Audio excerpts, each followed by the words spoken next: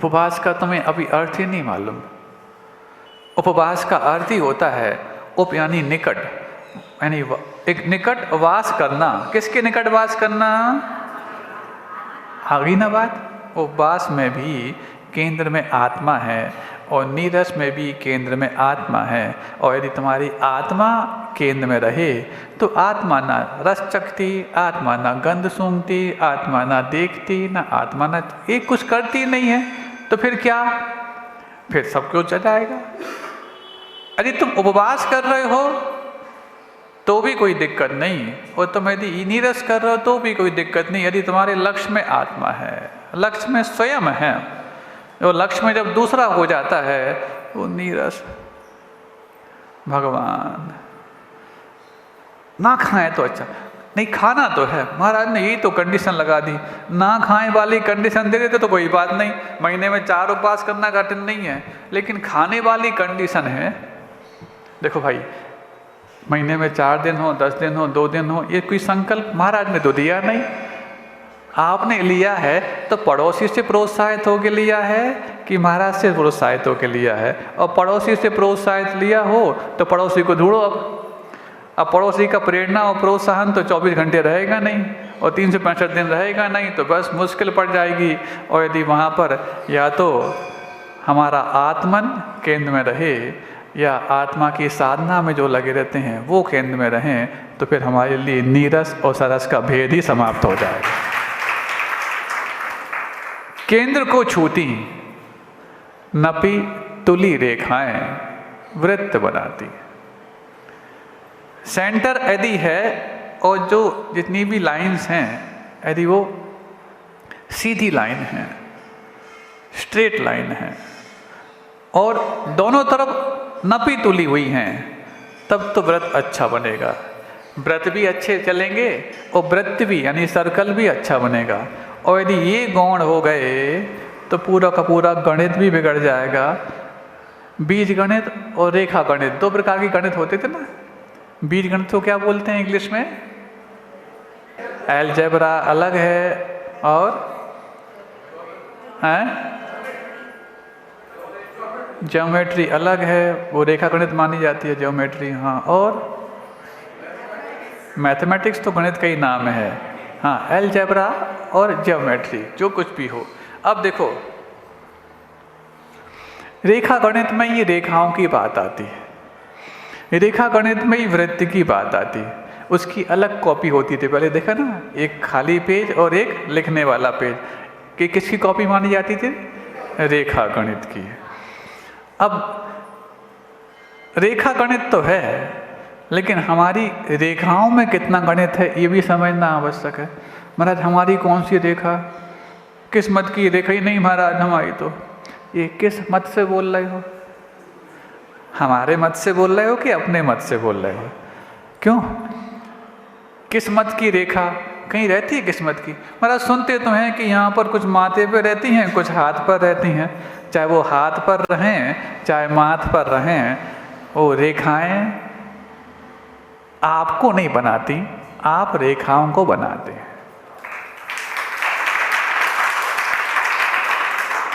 We cannot predict our future, but we can prepare for it. हम कभी अपने भविष्य की भविष्यवाणी नहीं कर सकते क्योंकि छाया ज्ञान हमारे पास नहीं है, लेकिन हम अपने भविष्य को बना सकते हैं अल्प ज्ञान वाले होकर के भी। हम अल्प ज्ञानी हैं बिल्कुल मानो ना, लेकिन हम भविष्य को बना नहीं सकते। ऐसा क्यों कहते हो? भविष्यवाणी करना ज़्यादा महत्वपूर्ण है कि भविष्य को बनाना ज़्यादा महत्वपूर्ण है? आज दुनिया भविष्यवाणी की और भविष्यवाणी के लिए ज़्यादा तरजीह देती है। आर्टिफिशियल इंटेलिजेंस ही आपको भविष्यवाणी ऐसा ऐसा और बिल्कुल तुरंत आपके लिए, मतलब आप कोई भी अपने बारे में कुछ फीड कर दो, वो आपके लिए इतना कुछ बता देगी कि हमें लगता है कि मन पर्या ज्ञान हो केवल ज्ञान को भी आपको शायद गौण करना आ जाए। ये आर्टिफिशियल इंटेलिजेंसी है। लेकिन उस इंटेलिजेंसी को भी तुम चाहो तो अपने प्रयास से ठीक ठाक कर सकते हो। अभी एक दिन वाइगजन साहब ने कहा, किसी ने AI से कहा होगा, आर यू इडियट? तो पहले तो वो कहते no I am not idiot, you are idiot. दूसरी बार फिर कहा are you idiot? No I am not idiot, you are idiot. और फिर उसके बाद उसने you are looking so genius also, मतलब कुछ एक कमेंट्स किए कि तुम अपने आप को ज़्यादा समझदार समझते हो, मुझे इडियट बोल रहे हो। और जब 4-5 बार कहा तो 5वीं बार में उसने कहा यस आई एम इडियट। मतलब आर्टिफिशियल इंटेलिजेंस ही ज़्यादा आपसे डिबेट नहीं कर सकती, लेकिन आप आर्टिफिशियल इंटेलिजेंस से डिबेट करके जो रिबेट चाहते हैं अपने जीवन में, छूट चाहते हैं जो अपने जीवन में, यहीं से खतरा पैदा हो जाता है। लेकिन रियल इंटेलिजेंस कभी एडजस्टमेंट करने की बात आए तो अलग बात है, लेकिन कॉम्प्रोमाइज नहीं करेगी। एक्चुअल इंटेलिजेंसी भी AI है और आर्टिफिशियल इंटेलिजेंसी का नाम भी AI है। तो वो एक्चुअल इंटेलिजेंसी और आर्टिफिशियल इंटेलिजेंसी, ये दोनों का नाम AI है। वहाँ पर AI वर्सेस एक इनर AI और एक आपकी आउटर AI। इनर AI का मतलब एक्चुअल इंटेलिजेंसी, और जो AI आप जानते हैं आज दुनिया में देखते रहते हैं अपने मोबाइल गैजेट्स और रोबोट्स के माध्यम से, वो आर्टिफिशियल इंटेलिजेंसी। इन सब दोनों के बीच में जो द्वंद्व चलता है, उस द्वंद्व को हमें कैसे समझना है ये भी कुछ हद तक बताने का प्रयास किया गया है। बाकी तो हम बहुत कुछ आपके सामने चातुर्मास में बीच बीच में रखते ही चले गए हैं। हम ये कह रहे थे कि कभी भी कोई संकल्प हमारे लिए जब भारी लगने लग जाता है, संकल्प यदि लेते वक्त भारी हो तो कौन मूर्ख है जो लेगा, लेकिन लेते वक्त हल्का लगे और पालन करते वक्त भारी लगे तो ऐसी कौन सी मूर्खता है जिसको हमने नहीं छोड़ा, इसलिए संकल्प भारी पड़ गया। अब ये समझने की आवश्यकता है। तो इसीलिए ये जो नया आज चीज कि केंद्र को छूती नपी तुली रेखाएं वृत्त बनाती, इस चीज को समझने की बहुत आवश्यकता है। कभी आपने यदि नोटिस किया हो, जब एक वो होता ना भौरा, भौरा देखा आपने? काला काला होता, बीच में एक पीले कलर का उसका पट्टा होता है ना, ऐसी आवाज करता रहता है, ऐसे ही करते ना। तो भौरा लकड़ी को भी छेद देता, सुना? कठोर लकड़ी है तो भी उसमें बार बार करते करते उसमें छेद कर लेता। लेकिन एक कोमल से फूल में, पराग के लोभ में, शाम होते वक्त जब वो वहाँ रह जाता तो सुबह जब वो फूल खिलता है तो मरता हुआ पाया जाता, मरा हुआ पाया जाता। अब प्रश्न उठता है, जो इतनी कठोर लकड़ी में भी छेद कर सकता है, वो इतने से कोमल से फूल की पाखुड़ी में छेद क्यों नहीं कर पाया और अपनी जान क्यों नहीं बचा पाया? क्योंकि कुछ फूल ऐसे होते कमल जो दिन भर खुले रहते सूर्य प्रकाश में, और जैसे ही सूर्य प्रकाश बंद होता तो बंद हो जाते। अब उसमें जो रह गया तो रह गया, अब वो चाहे तो अपने पुरुषार्थ करके बाहर निकल सकता है। अब क्यों नहीं निकल पा रहा? फूल की पाखुड़ी में है कितनी सी दम? तुम्हारे पास तो लकड़ी को छेद करने की सामर्थ्य थी, तुम फूल की पाखुड़ी में छेद क्यों नहीं कर पाए और मर क्यों गए? यही राग की और बीतराग की कथा है।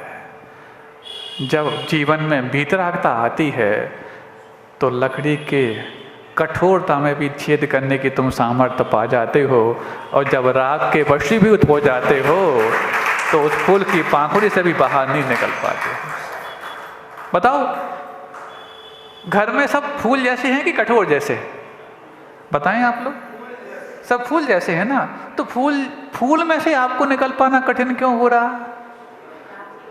जब आप बड़े बड़े दुश्मनों के चंगुल से भी बाहर निकल सकते हो, बड़े बड़े किसी विपरीत परिस्थितियों से भी लोहा लेकर बाहर निकल सकते हो। कबड्डी खेलने वाला देखा ना आपने, अकेला जाता है सामने वाले के पाले में, और वह 5-10 जितने भी उनकी संख्या होती है उन सबको भी टच करके और अपने आप को बचा के ले आता। इतनी जब उसके पास कुवत है तो यहाँ तो कोई आपको घेरने वाले नहीं है। ऐसा क्या होता है कि हम उन सब के बीच में घिरे होकर के पूरा जीवन समाप्त कर देते, उसी भौरे की तरह जो फूल में पराग के लोभ में और पराग के राग में अपना पूरा जीवन बर्बाद कर देता। क्या सामर्थ्य की कमी है? सामर्थ्य की कमी होती तो तुम कभी भी उस लकड़ी में छेद करने वाले नहीं होते। सामर्थ्य की कमी होती तो कभी तुम दुश्मनों से पंजा लेने वाले नहीं होते। सामर्थ्य की कमी होती तो बड़ी बड़ी तपस्याओं को करने वाले नहीं होते। लेकिन सामर्थ्य के बजाय समझ में कमी हो जाती है तो हम अपनों ही लोगों के बीच में, अपने ही लोगों के बीच में फिर कुछ कठिनाई पाते चले जाते हैं। होता है कई बार ऐसा, जब सामर्थ्य कमज़ोर पड़ने लग जाती है तो अच्छी चीज़ भी सुनने लगें तो घड़ी की ओर निष्ठि चली जाती है। हैं? किसकी बात चल रही? आत्मा की बात चल रही है। आत्मा केंद्र में हो तो फिर हमेशा ये समय, आसन, दिशा, स्थान, ये सब गौण हो जाते। किसी ने गुरुजी से प्रश्न किया, गुरुजी सामायिक में क्या करते, ध्यान में क्या करना होता है, वो कितनी देर करना होता है, कैसा आसन लगाना होता है, किस स्थान पर बैठना होता है? गुरुजी ने एक इतने इसके लिए हाई को दे दिया, दिशा, आसन, समय, स्थान, इन्हें भूलते ध्यानी। दिशा, आसन, समय, स्थान, इन्हें भूलते ध्यानी। जो इसको भूल जाए उसी का नाम ध्यान है। और हम समय के लेकर कितनी देर ध्यान करना है, कैसा आसन लगाना है। हाँ, लगाते वक्त तो तुम बिल्कुल आसन लगा के बैठो, बैठते वक्त तो समय देख के बैठो कि हाँ समय हो गया, चलो सामायिक करो। दिशा को देख करके बैठो कि इस दिशा में मुँह करके बैठना है, पूर्व अथवा उत्तर।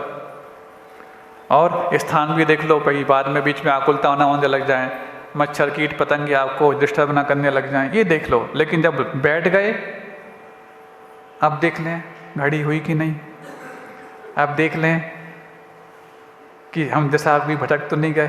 क्यों? जिस दिशा में बैठे हो क्या विश्वास नहीं है कि उस दिशा में सामायिक के बाद दूसरी दिशा में मिलोगे? महाराज कई बार घूम जाते हैं और दोपहर की सामायिक हो तो फिर तो मुश्किल पड़ती है। महाराज को नहीं, आप लोग को हमने देखा उस समय पर्युषण पर्व में आप लोग दोपहर में के लोग सामायिक करते थे। एक बार हुआ छोटा सा बीच में दृष्टांत याद आ गया, नया नवेला व्यक्ति था, अब वो सामायिक की प्रैक्टिस कर रहा था, तो कैसे करें? तो एक कोई पंडित जी थे, उनके पास सामायिक करने की प्रैक्टिस करने लग गया। अब पंडित जी आए, सुबह सुबह भोजन पानी करके और सीधा सीधा भोजन पानी करने के बाद बीच में अंतराल तो नहीं हुआ, सीधा सामायिक करने बैठ गए। अब वो बैठ गए तो बस उनको देखा कि ये सामायिक करना सीख गया। 8-10 दिन हो गए, 15-20 दिन हो गए, 1 आध महीना हो गया, वो सामायिक करने की उसने विधि सीख ली। 1 महीने बाद उसने लगभग पूरी विधि सीख ली, लेकिन उसको कुछ कमी नजर आई कि पंडित जी जैसे मेरी सामायिक पूरी नहीं कर पाता, कुछ तो सीख गया। तो पहुँचता बोले, पंडित जी आप सामायिक में तो बैठने वाले हैं, उसके पहले मैं आपसे एक प्रश्न पूछ लूँ? हाँ पूछो। आपने जो विधि सिखाई मैं आपको देखकर पूरी सामायिक करना सीख गया, लेकिन एक विधि जो आपने है वो तरीका मुझे अभी तक नहीं आ पाया। बोले क्या? बोले मैं ऐसे ऐसे करना तो सीख गया, लेकिन ऐसे ऐसे करना नहीं सीख पाया। समझ गए ना आप लोग? तो यदि ऐसे पंडितों से तुम सामायिक की विधि सीखोगे और जो भी अच्छा बिल्कुल गरिष्ठ भोजन करके और गरिष्ठ भोजन करने के बाद डकार भी ना आए और सीधा जा कर के सामायिक में बैठ जाएं, तो फिर वो ऐसी हालत होगी जैसे कि उसने प्रश्न करके पूछी है। आप लोग समझ रहे हैं? हाँ, इसलिए समय, आसन, दिशा, स्थान, इसे भूलते ध्यानी। हाँ, आज अष्टमी है महाराज, कई बार अष्टमी कष्टमी सी लगती, ये 8 दिन में एक बार आती, एक आसन, उसमें भी सुबह ही भोजन सुबह ही पानी। और इस मौसम में तो फिर भी चल जाता महाराज, गर्मी में तो महाराज सुबह करना ही मुश्किल हो जाता है। यहाँ क्यों होता है ऐसा? वहाँ पर भी जहाँ केंद्र गायब हुआ वहाँ पर वो सर्कल बनना मुश्किल हो गया। केंद्र यदि है और यदि आप सरकमफरेंस नहीं बना पा रहे, सिर्फ मात्र वो रेखाएं सरल हैं, उस केंद्र को छूती हुई बनाते चले जा रहे हैं और घने रूप में बनाते चले जा रहे हैं, तो बिना परिधि के भी आपका वृत्त बन जाएगा। ठीक ऐसे ही आत्मा केंद्र में हो और सरलताओं का घनापन आपके जीवन में आता चला जाए और सभी आवश्यकों को समानता देनी तुम्हें आती चली जाए, तो फिर व्रत का निर्वाह और व्रत का निर्माण दोनों कठिन नहीं होते, दोनों हमारे लिए निर्वाण तक के लिए कारण बना देते। 4 महीनों में आप लोगों ने नए नए तरीके से पता नहीं कितने कितने बिंदुओं को स्पर्श किया है, लेकिन कितने ही बिंदु स्पर्श कर लिए हों, केंद्र बिंदु तो इस चेतना को और आत्मा को ही होना चाहिए था। अब उपसंहार चल रहा है। संहार तो पूरे जीवन भर चलता रहा, अनंत काल से चलता रहा, अब उपसंहार हो रहा है। महाराज जैसे उपवास में उप का मतलब निकट होता और वास मतलब रहना होता, निकट रहना होता, ऐसे उपसंहार का मतलब भी संहार के निकट रहना होता क्या? हाँ बिल्कुल, आपने कम से कम इतनी तो बात पकड़ना सीख गए आप। उप का मतलब तो निकट होता है, बिल्कुल। उपराष्ट्रपति मतलब जो राष्ट्रपति के निकट हो उसका नाम है उपराष्ट्रपति। उप प्रधानमंत्री, उप मुख्यमंत्री, बिल्कुल है। तो यहाँ पर उपसंहार का मतलब भी संहार के निकट हो, हाँ बिल्कुल। संहार का मतलब 2 होते हैं, एक संहार का मतलब प्रहार के रूप में भी होता है और एक संहार का मतलब त्योहार और समापन के रूप में भी होता है। तो जो अपने उस लक्ष्य के निकट हो, अपने उस अभीष्ट पर्व के निकट हो, उसी का नाम उपसंहार होता है। तो दीपावली पर्व भी है और आप लोग के जीवन का जो विकास जितना भी आपको करने की ललक थी, आप उस लक्ष्य के भी निकट हैं, तो उपसंहार का समय तो है ही।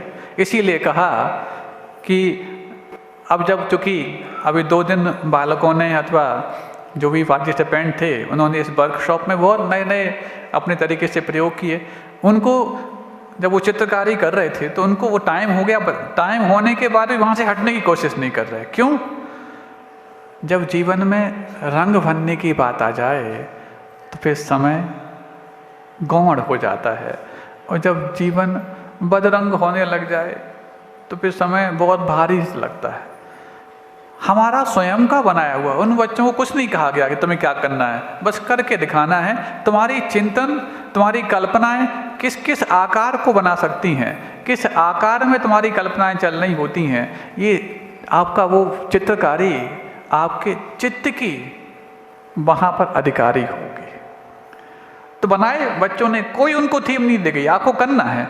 यही वाकई में देखा जाए तो शिक्षा पद्धति होती है। आज एक पर्टिकुलर पैटर्न से चला दिए जाते हैं, मतलब इस पैटर्न के अकॉर्डिंग CBSE हो, ICSE हो, स्टेट बोर्ड हो, इस पैटर्न में चलना है, इसी का नाम ज्ञान है। CBSE पैटर्न का नाम यदि ज्ञान है तो स्टेट बोर्ड के सब अज्ञान ही मान लिए जाएंगे, ICSE बोर्ड के अज्ञान नहीं मान लिए जाएंगे। ऐसे ये मात्र 2-3-4 बोर्ड का नाम तुम यदि ज्ञान मानते हो और बोर्ड पर लिखने का नाम यदि ज्ञान मानते हो, तो ऐसे बोर्ड का नाम कभी ज्ञान नहीं होता। अपने अंदर की वो भावनाएं, कल्पनाएं किस रूप में अंजाम दे सकती हैं, उन रूप को बाहर व्यक्त करने के लिए वो चित्रकारी थी। वस्तुतः तुम्हारे अंदर किस किस प्रकार के, और अक्सर देखा जाता है आपके अंदर जिस प्रकार के रंग आपके लेशाओं में चल रहे होते हैं, अक्सर वही रंग आपको बाहर समझ में अच्छे लगते हैं। केंद्र में आत्मा हो और जीवन में सरलता हो, तभी व्रतों का आनंद आता है। अहिंसा परमो धर्म की